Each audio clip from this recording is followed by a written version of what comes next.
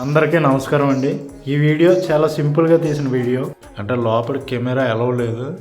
నేను వచ్చింది అయితే సామర్లకోట, ఈస్ట్ గోదావరి డిస్టిక్ సామర్లకోటలో కుమార భీమేశ్వర స్వామి ఆలయం, చాళుక్య కుమార భీమేశ్వర స్వామి ఆలయం.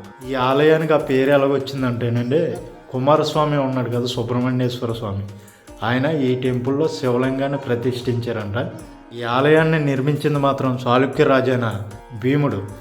దానివల్ల ఈ ఆలయానికి కుమార భీమేశ్వర స్వామి ఆలయం అనేసి పేరు. పంచరామాల్లో ఒకటైన ఈ దేవాలయం, ఇంకా ద్రాక్షారం, పంచరామాల్లో రెండోదైన ద్రాక్షారామం ఆలయం కూడా కట్టుబడి అయితే సిమిలర్గా ఉంటాయండి. ఎందుకంటే ఒకే టైంలో ఒకరి చేత నిర్మించబడినవి.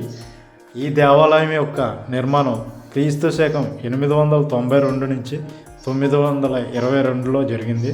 పంచరామాల్లో ఒకటైన ఈ దేవాలయంలో చాలా మహిమగల పురాతనమైన శివలింగం ఉంది. ఇక్కడ మహిమగల శివలింగం అయితేనండి 14 అడుగుల ఎత్తులో ఉంటుంది, 2 అంతస్తుల మండపంలో ఉంటుంది.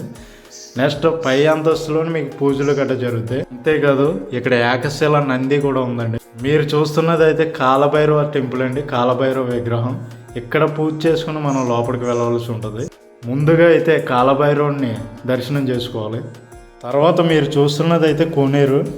ఇక్కడైతే బయట ఒక శివలింగం ఉంటుందండి. లోపల గర్భగుడిలో ఉన్న శివలింగానికి అయితే పాలాభిషేకం గట్రా నిషేధం. అంటే శిలావస్తు శాఖ వాళ్ళు ఓన్లీ నీళ్లతోటి అభిషేకం చేయమని. ఇక్కడ బయట అయితే ఈ శివలింగానికి అయితే మీరు స్వయంగా ఏ అభిషేకం అయినా మన చేతులతో చేసుకోవచ్చు.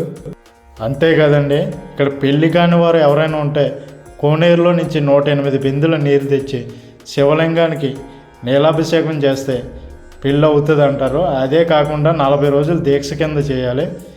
ఎటువంటి కష్టమైనా సరే శివయ్యకి అభిషేకం చేసి కష్టాలు చెప్పుకుంటే కష్టాలు తీరుతాయని ఇక్కడ ప్రసిద్ధి. దేశంలో ఎక్కడా లేనట్టుగా మన ఆంధ్రాలో 5 పంచరామాలు ఉన్నాయి. అంటే అమరావతి, పాలకొల్లు, భీమవరం, సామర్లకోట, ద్రాక్షారామం. ఈ 5 పంచరామాలు కూడా ఒకరోజే దర్శనం చేసుకుంటే ఎన్నో జన్మల పుణ్యం అంటారు. ఇప్పుడు మీరు చూస్తున్నదైతే 14 అడుగుల పైన ఉన్న శివలింగం 1340 నుండి 1466 మధ్యకాలంలో కాకతీయ పాలకులు ఈ దేవాలయాన్ని పునర్నిర్మితం చేశారు. పరమశివుడు ఇక్కడ ఆత్మలింగ రూపంలో బాలత్రిపుర సుందరి సమేతంగా భక్తులకు దర్శనం ఇస్తారు. అంతేకాదండి, ఈ ఆలయానికి వచ్చి ఈ మహిమగల శివలింగాన్ని దర్శనం చేసుకోవాలంటే శివుడు ఆజ్ఞ ఉండాలి అంటారు. ఈ ఆలయంలో పరమశివుడి పేరుతో అన్నదానం కూడా జరుగుతుంది. లాస్ట్ ఈ దేవాలయానికి వచ్చే మార్గం చెప్తానండి. ఈ దేవాలయం ఆంధ్రాలో కాకినాడకి ఎగ్జాక్ట్గా 15 కిలోమీటర్ల దూరంలో ఉంటుంది.